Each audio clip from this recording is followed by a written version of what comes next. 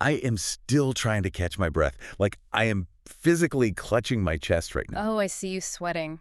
Take a sip of your slushie. I need it because my soul literally left my body, hovered near the ceiling, and then ziplined right back down into my living room wearing double-line spandex and giant angel wings. It was a visual assault. I cannot process the level of camp we just witnessed. I mean, Luann de Lesseps has officially altered my brain chemistry forever. Well, and while you are recovering from a camp-induced coma and, praising the spandex gods, I am still staring at my screen, deeply analyzing the sheer, unadulterated audacity of Mauricio Umansky. Ugh, of the text message. Right, sending a text that says, quote, "I don't know how we got here." Really, Mo? You don't know. He knows. Because I can draw you a map in crayon, complete with a timeline and geographical coordinates if you need it. Babes, welcome back. We love you, we see you, and we've got tequila and pineapple slushies on deck because tonight we're discussing friendship, future wealth, and the absolute chaos that is condo living. Hand over the slushie. Seriously. I need the tequila to deal with the psychological warfare of this week's television. It's a lot. But before we get into the heavy analysis, we have extremely important, highly scientific business to attend to. Oh, God, is it time?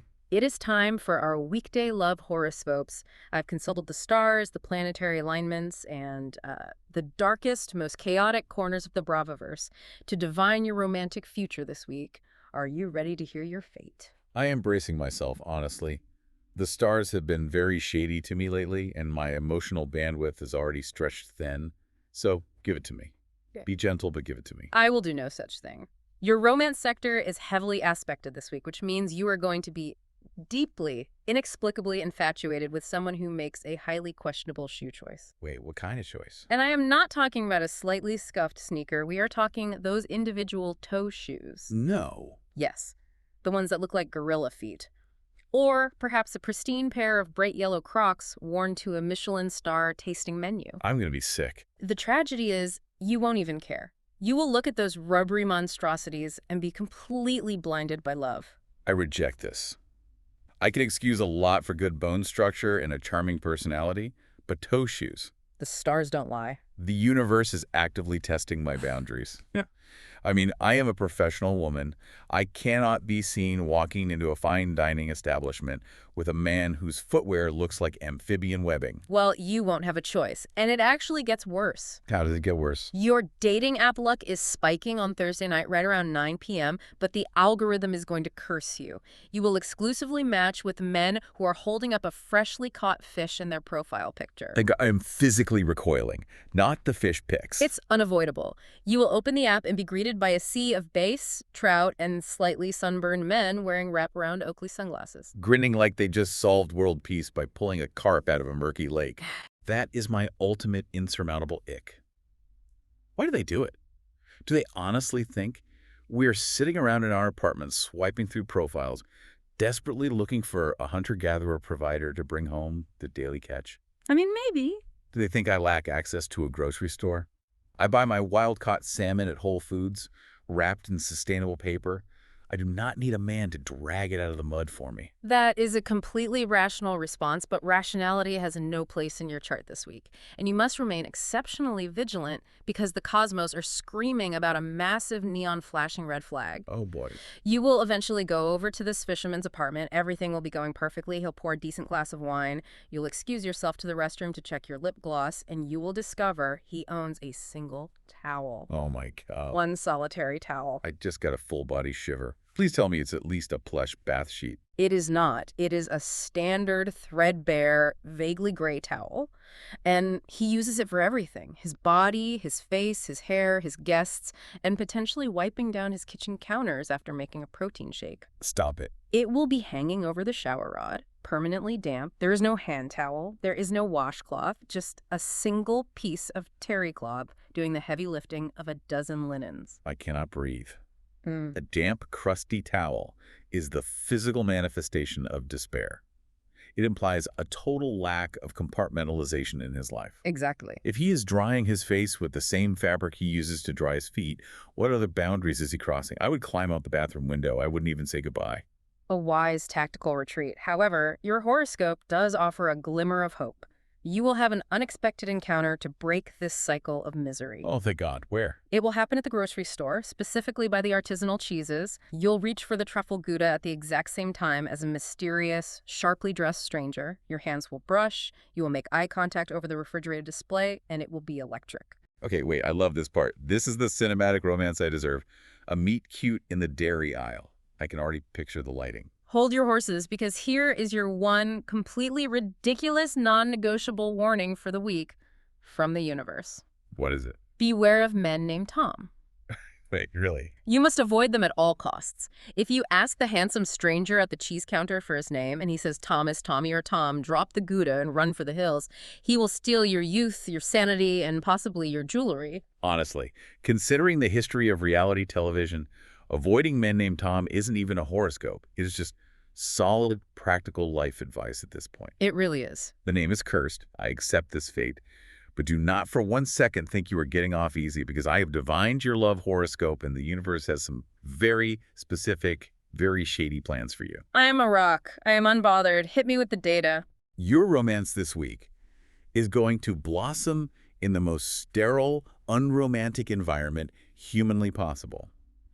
You are going to share a fleeting, intensely passionate glance with someone in the dental supply aisle of our medical distributor's warehouse. Oh, wow. You'll be holding a box of lidocaine carpules, they'll be holding a bulk pack of pastel bib clips, and time will simply stop. See, you think this is a punishment, but I actually deeply appreciate someone who values proper oral hygiene logistics and inventory management.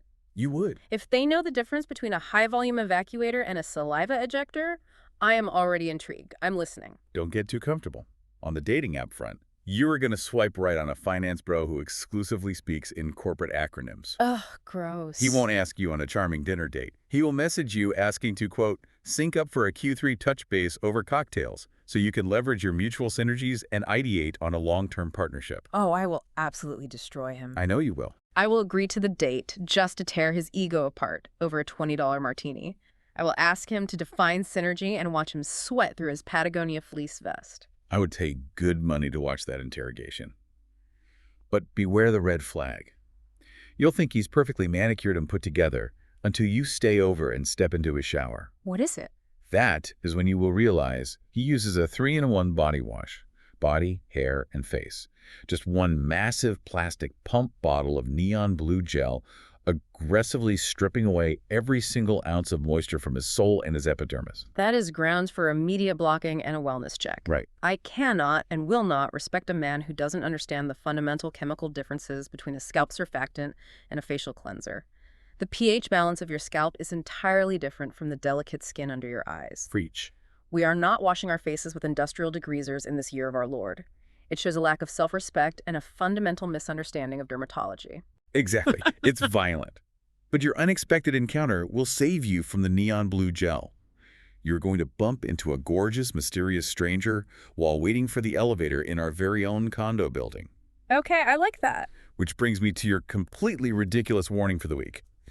Do not make eye contact with the HOA president. Oh, no. If you look him in the eye, he will perceive it as an invitation, and he will corner you in the lobby for 45 uninterrupted minutes to discuss the new cardboard recycling breakdown protocols. This is too real. This isn't a horoscope. This is a targeted threat. I warned you.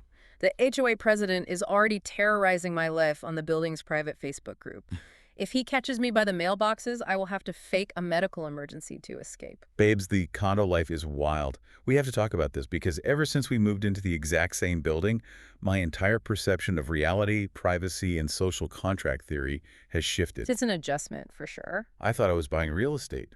I didn't realize I was signing away my anonymity. It is deeply jarring. Let's just analytically unpack the elevator awkwardness alone. Oh my God, the elevator. The architecture of this building requires you to take a 40-second, completely silent ride in a metal box with people you only vaguely recognize. And the universe has a cruel sense of timing. Always. Because it is never when I am fully put together. It's always at like 11:30 p.m. on a Tuesday.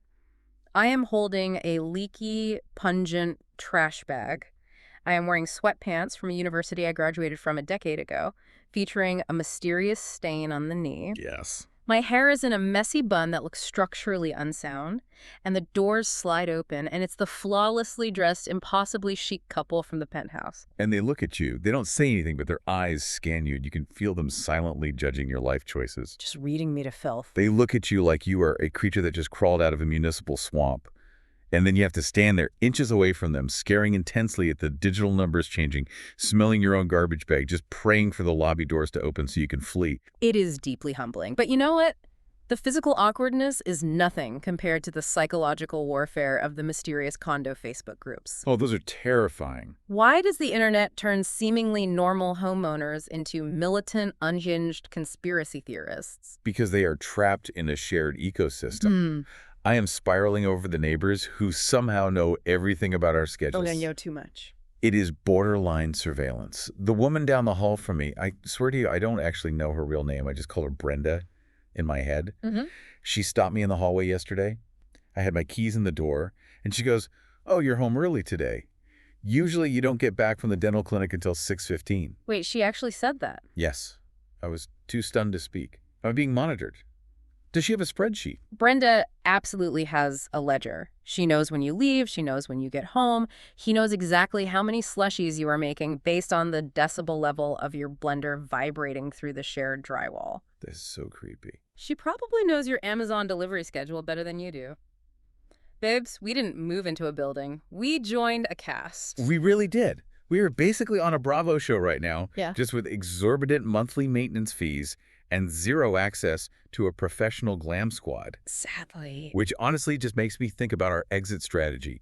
We have to talk about the dental practice delusion, because as real life practicing dentists, we have this shared intense dream of escaping this condo and opening our own mega practice in 5 years. Let me stop you right there. It is not a delusion. It is a highly structured, data-driven, 5-year strategic roadmap. Okay, fine, roadmap. But yes, I will concede that the vision board is becoming quite robust. First of all, the branding.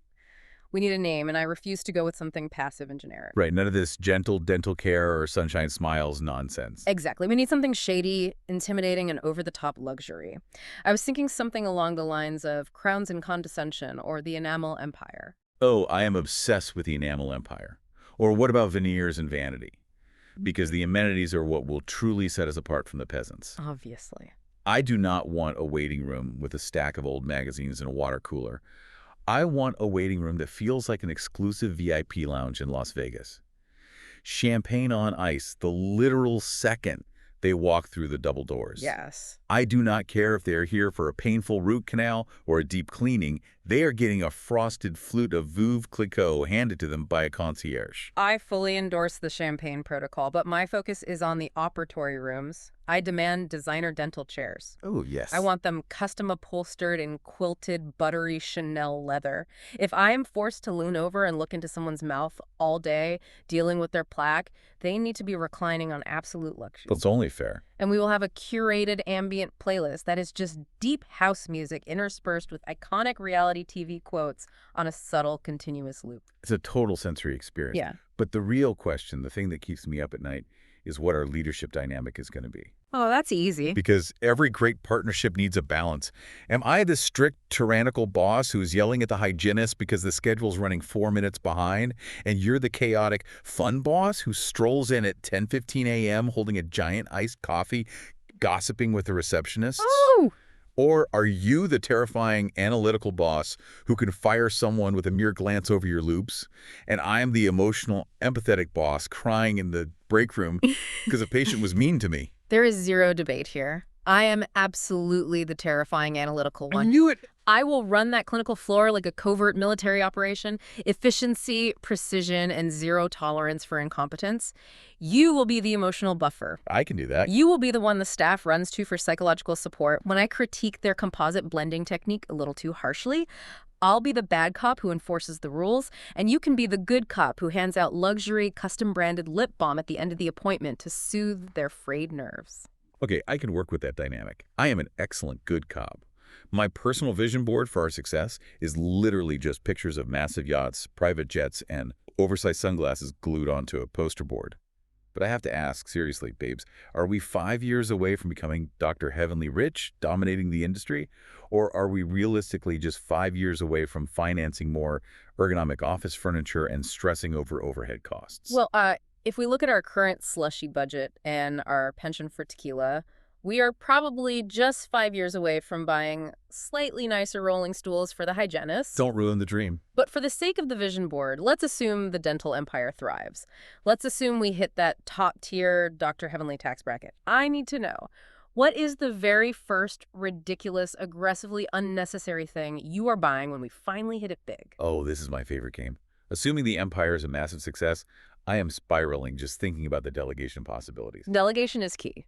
I don't just want things, I want staff. I want to hire a full-time salaried employee whose singular job title is Group Chat Administrator and Grape Peeler. Wait, what? I want them to sit next to me, read the 85 missed messages in my chaotic group chats, verbally summarize the drama into 3 concise bullet points, draft a witty, appropriately shady response, wait for my verbal approval, and press send.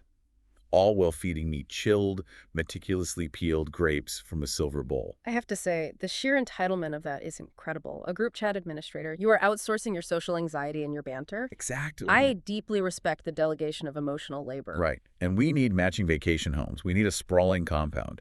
But we absolutely cannot fly commercial to get there, first-class flights only, or private if the Empire is really booming. Obvious. And honestly, I might buy a luxury item that makes zero functional sense just to prove I can.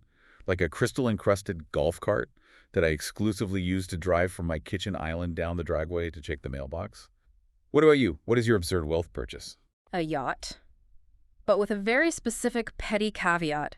I want a massive, multi-deck, wildly expensive yacht, but I want it anchored on Lake Minnetonka. A lake, not the Mediterranean, not the Amalfi Coast. Exactly. I don't care that it's a landlocked body of water and not the open ocean. I want this absurdly large vessel just sitting out there dominating the horizon. Why? And the entire point of the yacht isn't even to sail it. It's entirely about the power dynamic of hosting.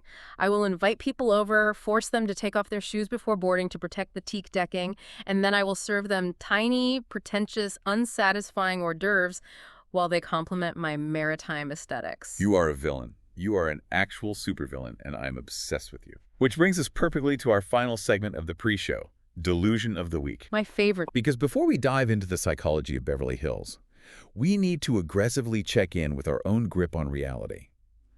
I will present my current, deeply held unrealistic belief about my future, and you have to clinically rate it on our official Snark side scale. Surprisingly realistic, mildly concerning, or absolutely unhinged. Ready? My analytical skills are primed. Lay your delusion on me.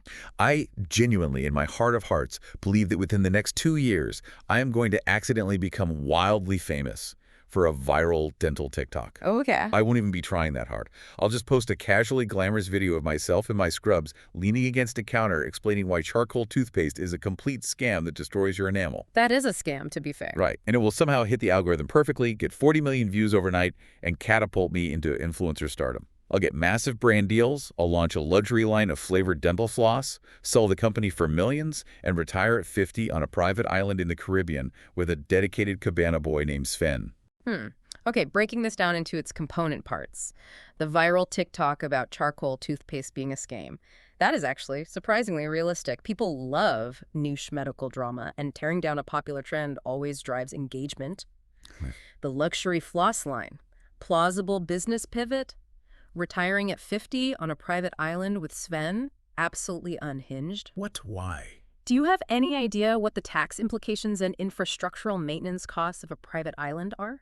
I mean, Sven would handle it. The desalination plant alone will bankrupt you. You will be working until you're 75 just to keep the island's generator running. I'm giving this an overall blended score of mildly concerning, heavily weighted by the fact that you have already preemptively named the Cabana Boy. Sven is crucial to the manifestation process. I need to visualize the luxury. Okay, your turn. What is your delusion of the week? My delusion is that despite being a practicing dentist with absolutely zero organic connection to Southern California high society, the entertainment industry, or immense generational wealth, I will somehow be scouted and asked to join the main cast of The Real Housewives. Oh, I see it for you. I will own 3 magnificent vacation homes, a ski chalet in Aspen, a beachfront villa in St. Bart's, and somehow, inexplicably, a sprawling historic estate in the Cotswolds with horses I don't know how to ride. The horses are essential. Andy Cohen will personally call my cell phone to demand I join the cast because they desperately need me to bring my dry, analytical shade to the reunion couch to take down the veterans. Oh my God. I love this narrative for you so much. The Cotswolds estate is such a specific, wealthy flex. Yeah.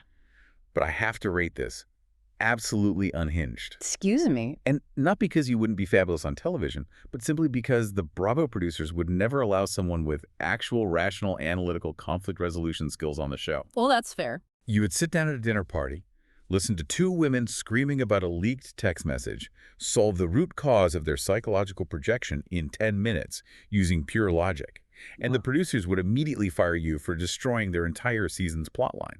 You know what? You're entirely right. Logic is the mortal enemy of good reality television. You cannot reason with camp. Never. Which connects us directly to the absolute masterpiece of delusion, grandeur, and emotional chaos that we witnessed on our screens tonight.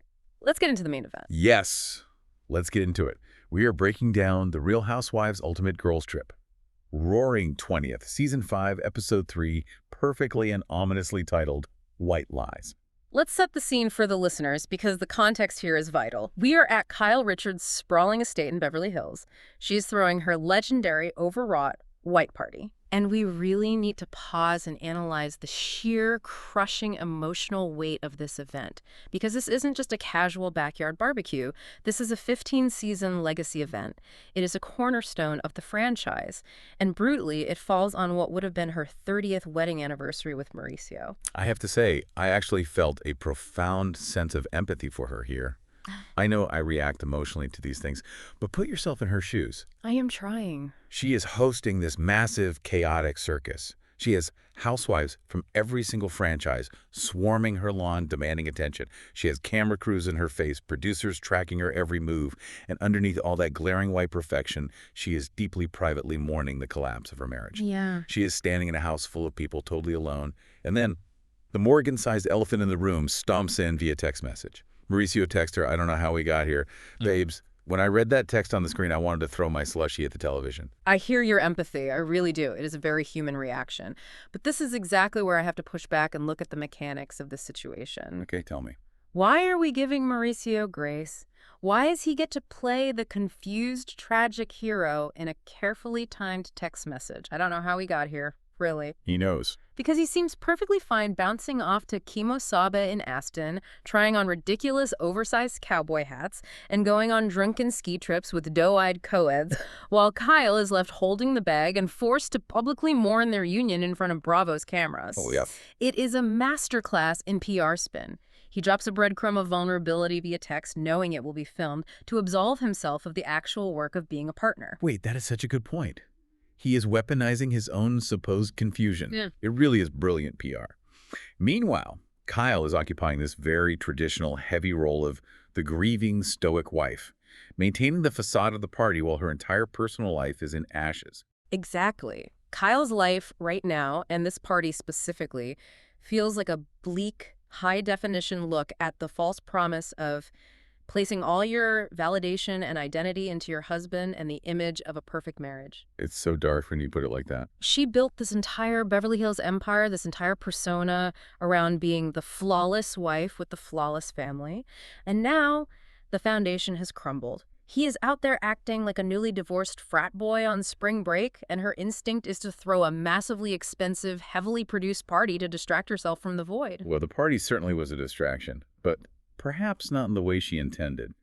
Mostly because of the guest list, which leads us to the guest list fashion roast that we urgently need to conduct. Oh, we must. The front doors open, and a caravan of Bravoverse ghosts and legends struts in, wearing varying interpretations of white. Let's start with Teddi Mellencamp. Oh, Teddi. I had to rewind the tape to ensure my eyes weren't deceiving me. She arrived rocking what can only be described as a Rachel Maddow power lesbian haircut. It was giving MSNBC primetime anchor ready to break down electoral college maps. It was decidedly not giving Beverly Hills glamour. It was a severe pivot. I shrieked. I literally yelled at the screen. It's so jarring. And then floating in behind her, we have Sutton.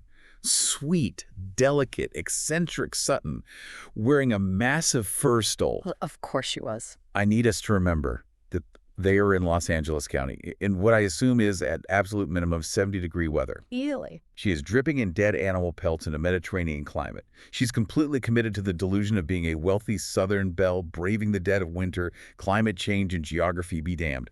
Wealth truly insulates you from the weather. It's the absolute refusal to dress for the actual environment that I respect. It is a commitment to an aesthetic over comfort. But then Camille Grammer strides through the doorway, and I swear to you, I was violently transported back to 2009. Oh my God, yes. She looked exactly like Jessica Simpson during the public affair era. The cascading blonde hair, the intense spray tan, the specific cut of the dress. The entire aesthetic was aggressively, unapologetically mid-2000s. She is trapped in amber. But Camille was completely outdone by Eileen Davidson. I love Eileen. I really do. She's a soap opera legend. But who styled her for this event? A madman. I can only assume she marched into our Glam Squad's hotel room, slammed a photo on the vanity, and said, "Give me Steven Tyler, but make it blonde."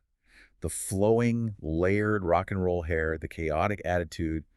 It was so much visual stimulation. It was a distinct choice. It felt almost rebellious, like she was actively fighting against the pristine white dress code. Totally. And then rounding out the peripheral cast, we had the appearances of Adrienne Maloof, always a classic, and Denise Richards. Denise, by the way, was maintaining her sunny, slightly confused disposition, which is an absolute miracle considering her traumatic track record with this specific group of women. She's just happy to be there. Oh, and Kevin Lee, the legendary party planner, stolen right out from under Lisa Vanderpump's nose. The ultimate betrayal. LVP must have been fuming in her Villa Rosa moat, seeing all these Beverly Hills women returning to the party. It was haunting. It was like a reunion of soldiers who survived the same war. Haunting is the correct word. I'll tell you exactly what it was like.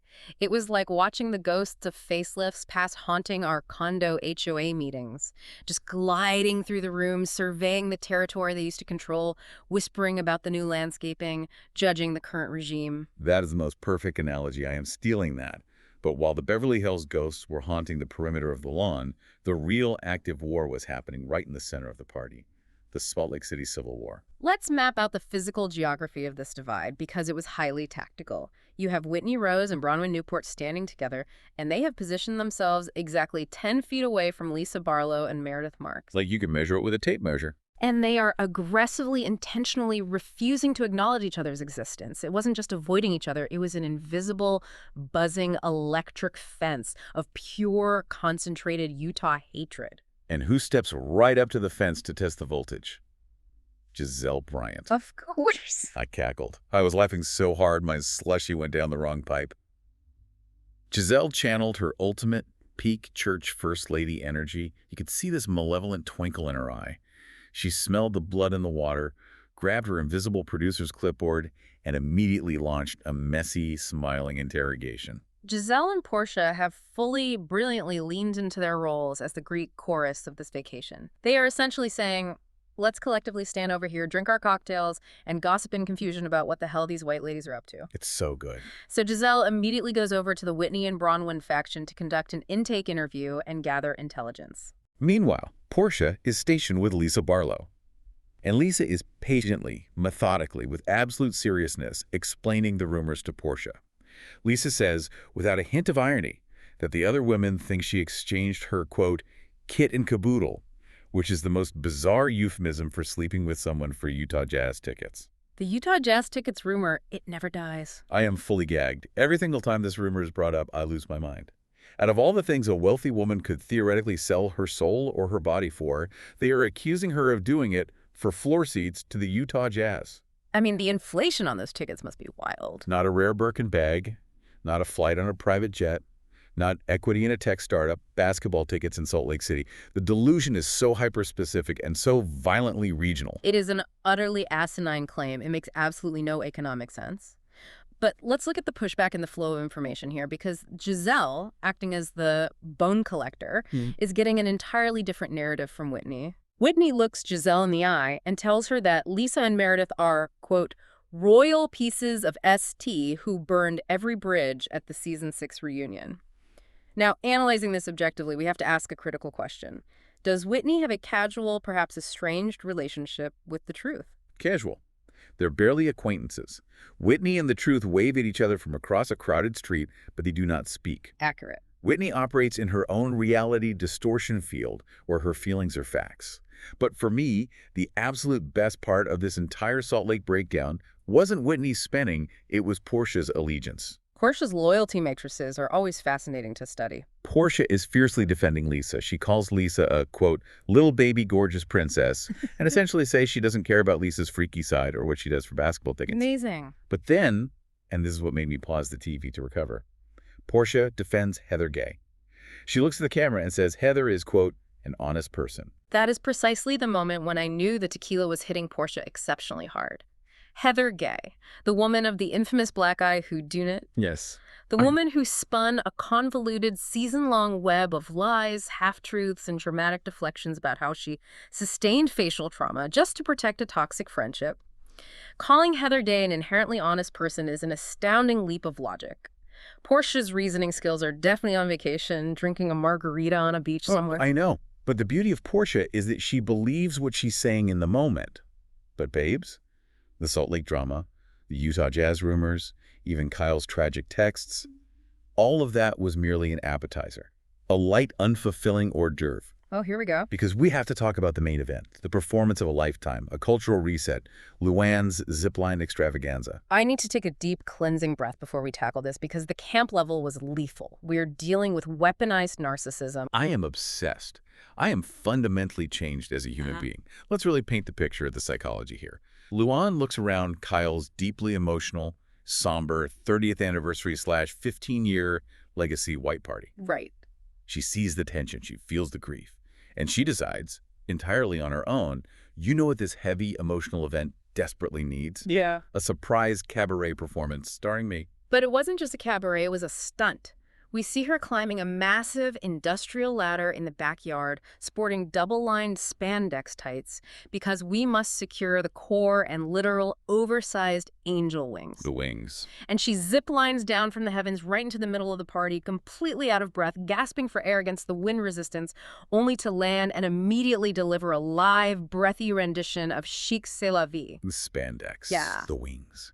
The sheer physical danger of trusting a backyard zipline. And the backup dancers. We absolutely cannot ignore the backup dancers. I desperately want to know who conceptualized the backup dancers. I want to see the mood board. Because it wasn't professional choreographers in sleek outfits. It was two adult men dressed as literal leafy green bushes. Yes. It's a direct callback to Luann falling in the bushes in Mexico. It is high art. It is self-referential, metatextual camp. She is taking her most humiliating moment and monetizing it as performance art. It's actually genius. But the absolute best part of the entire spectacle wasn't Luann singing, it was the cutaway shots to the reactions of the other women. Let's break those reactions down psychologically, because they were very telling. First, we have Vicki. Vicki's face was a study in pure, unadulterated disgust. She was seething. She looked furious. You could see the gears turning in her head, furious that Luann's ridiculous, undignified antics were getting more respect, applause, and camera time than Vicki's highly prestigious Hall of Fame insurance business. Vicki wants a PowerPoint presentation, not a cabaret. And then there's Teresa. Sweet, simple, uncomplicated Teresa. She is clapping so happily, just vibing with her 7 active brain cells, singing along to support her friend. But she doesn't know the lyrics. Not at all. She's yelling, Chamon, Savon, come on. She thinks it's either a Michael Jackson tribute or a commercial for French soap. Truly, the concept of Chic C'est la vie is completely lost in translation with Teresa. Then you have Erica. Erica is standing there, arms crossed, looking on with this malevolent clinical bemusement. Oh, that face. It was exactly the look of a former highly skilled college cheerleader coming back to homecoming just to silently, ruthlessly judge the technique of her old high school squad. She is unimpressed by the production value. And Portia and Giselle. They're just standing there, drinks in hand, patiently waiting for this fever dream to end. Portia even explicitly clarified earlier in the episode that this was a white party with a lot of white people. So they're looking at Luann flying through the air in angel wings like, when is Kem coming out to perform? Where's Tom Joyner? What is this Caucasian nonsense? They were deeply, fundamentally confused by the caucasity of it all. It did not compute. But Luann does not care. She doesn't notice the confusion. She collects her flowers, completely unbothered, living in her own reality. And the only analogy I have for this level of self-obsession is the scene later when she's rewatching the footage of her own performance on someone's phone in the Sprinter van on the way home. It's so relatable, honestly. It is exactly how you and I rewatch our own Instagram stories 45 times after we post them, just to make sure we still look good from every angle. It is the ultimate narcissism, and honestly, I respect it. If you're going to be delusional, commit to the bit. But Leanne wasn't just performing. She's also on a calculated apology tour. She attempted to squash two major, long-standing beefs before the night was over. First up on the docket, the trauma bonding session with Erika Jayne. Okay, yes, because we have to remember the history. Mhm. At BravoCon, Luann publicly said Erika was the rudest housewife she had ever met. It was a huge slight. So Luann pulls her aside at the white party to clear the air and apologize. And this is exactly where my radar goes off and I clock the PR spin. Let's break down Erika's response to this apology. She doesn't just say thank you. She claims she wasn't actually being rude or dismissive to Luann at BravoCon. Right. Her defense is that she was intentionally isolating herself because her life, her finances, and her marriage to Tom Girardi were secretly collapsing around her. But wait, why are you cynical about that? It felt like a rare, genuinely honest and vulnerable moment for her. She was explaining her pain. That's precisely how it's designed to feel. But if you read between the lines, this is a highly clinical, legal-adjacent maneuver. Lady Jane has been playing a caricature of an ice queen for years, Sure. but this specific admission, stating that she was already withdrawing and depressed at BravoCon. This is, to my recollection, one of the first times she has come incredibly close on camera to admitting that she knew the headwinds were turning well before the LA Times reports of her ex-husband's misdeeds became public knowledge. Oh, wow. She is retroactively building a touchline that proves she felt the collapse coming. It's brilliant self-preservation. I didn't even think about the legal timeline, so she was already bracing for impact and using the BravoCon rudeness as retroactive proof of her distress. But regardless of the calculated spin, I swooned over how they ultimately resolved it. Luann and Erika finally bonding over the deeply specific shared trauma of being publicly humiliated on national television by a bald man named Tom. Tom Girardi, Tom D'Agostino. The pattern is undeniable. It is a very niche demographic of heartbreak. And Teresa has Tom Mercier trauma, too. I love a trauma bond friendship origin story. It's like they found each other in the trenches. Oh, your life and reputation were temporarily ruined by a duplicitous bald man named Tom. Me too. Let's be besties and drink tequila. It's the most highly specific support group in the world. I hope they start a club. But unfortunately for Luann, her attempt to mend fences with her second target, Vicki, did not go nearly as smoothly. Let's get into the Porky the Pig incident because this is where the wheels truly fell off the Sprinter van. Vicki is exhausting my spirit. She is constantly complaining, glued to her phone screen, claiming she is dealing with all these massive retirement emergencies back home because she just got inducted into the Hall of Fame of Financial Services. I'm going to completely read Vicki right now because I'm tired of this narrative.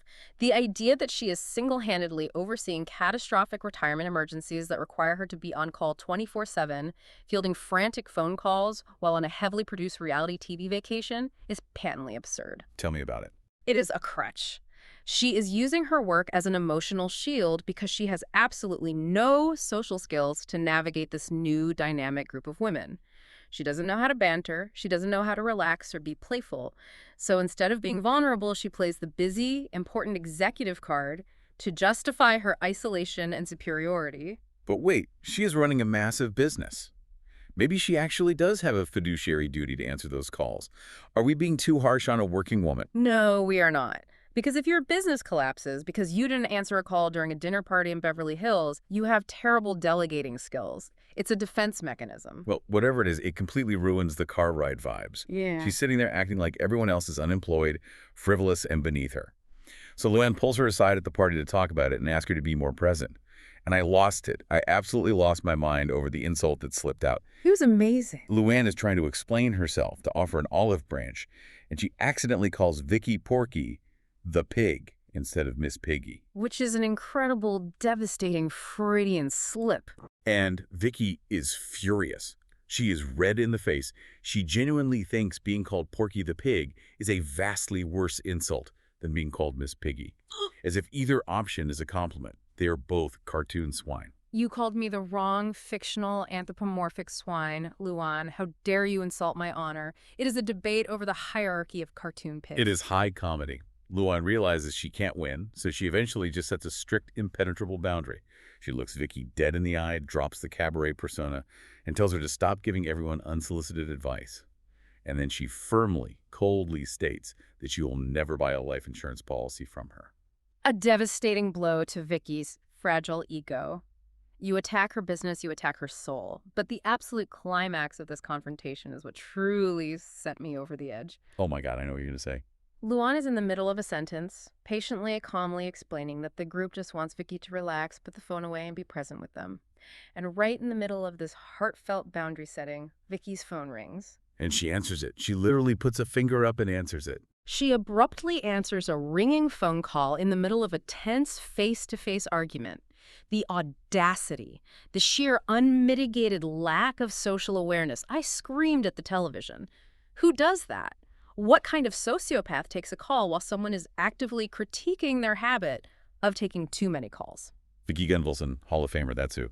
It was madness. It was like she was trying to prove Luann's point in real time, which really set the awkward, disjointed tone for the goodbyes and speeches at the very end of the party. Well, we did get one moment of grace. Camille gave a lovely speech. It was very poised, honoring Kyle's 15-year legacy, bringing it back to the history of the show and acknowledging the endurance required to survive this franchise. It was sweet. But then Mauricio leaves. And it is, without a doubt, the most cringe-inducing, physically uncomfortable moment of the entire night. He is trying to slip out the door. And then Lisa Barlow strikes. Yes. Lisa Barlow, being delightfully, intentionally diabolical, looks at Mauricio as he's walking out, flashes a perfect smile, and says, "Happy anniversary." Diabolical is the exact right word. Lisa Barlow knew exactly what she was doing. It was a calculated sniper shot of passive aggression wrapped in a polite, socially acceptable farewell. She weaponized etiquette. And if that wasn't bad enough, if the tension wasn't already thick enough to cut with a knife, Vicki's sweet, socially inept, blundering L, Vicki blurts out to Mauricio as he's holding the door handle, "We all cried together earlier today." I physically cringed. My spine retracted into my body like a turtle. I had to look away from the screen. Mauricio is standing there, already deeply awkward, desperately trying to escape his estranged wife's highly publicized party, and Vicki decides that's the precise moment to let him know that a coven of reality stars was weeping over the corpse of his failed marriage just a few hours prior. You cannot script this level of mess. Producers dream of this. It is pure gold. Which brings us naturally to our awards section of the evening. Let's hand out the hardware for Girls Trip MVP. I will start the deliberations. My nomination for the episode MVP goes without hesitation to Giselle Bryant for her shameless, diabolical producing. She didn't even pretend to be subtle about it. She saw a physical divide at the party, she marched over, she extracted the gossip from Whitney, and she carried it across the room like a pigeon, delivering a very messy scroll. She is clocking in and earning her paycheck. She really is the ultimate bone collector. I respect the hustle. My nomination for Best Vacation Outfit has to go to Luann, the double-line spandex and the giant angel wings. It wasn't high fashion, it was pure delusion, it was camp, and I respect it deeply. It takes bravery to wear that in front of Erika Jayne. Truly iconic bravery. For Most Chaotic Housewife, the award universally and unanimously goes to Vicki for answering her phone mid-argument. I am still emotionally recovering from the sheer disrespect of that moment. Funniest moment is a close tie for me, but I have to nominate Teresa singing Siohan instead of Chic C'est La Vie. The fact that she confidently thought Luann was singing an Irish girl's name instead of a classic French phrase is peak unadulterated Teresa. She probably thought Luann was dedicating the song to a very specific, hard-working field producer named Siopan. Finally, the housewife you'd actually want to travel with. I am picking Portia. She brought the pepper, she brought the sharp commentary, and she clearly knows how to sit back, drink a cocktail, and watch the white ladies fight without getting her hands dirty. Portia is the ultimate travel buddy. She will validate your feelings and then order you a shot. Okay, let's move into friendship court. This is where we put the biggest friendship conflicts on trial, analyze the evidence, and render a final, ruthless verdict. No fence-sitting allowed. Tonight's high-stakes case, Vicki Gunvalson versus Luann de Lesseps. I will act as the impartial judge and lay out the legal arguments. The strongest argument for Luann is that they were on a cast trip explicitly designed for group interaction. She wants the girls to connect, to be emotionally present in the moment, and to have fun. She does not want to be lectured about life insurance policies, mutual funds, and financial portfolios while she is trying to enjoy a cocktail at a party. It's a completely valid request. You don't go to a Beverly Hills white party to discuss your 401k. Now, the weakest argument, the crumbling defense, comes from Vicki. Vicki claims she must handle these retirement emergencies 24/7 because she is so important. Which is absurd. But Vicki, you actively chose to sign a Bravo contract and film a reality show for 2 weeks.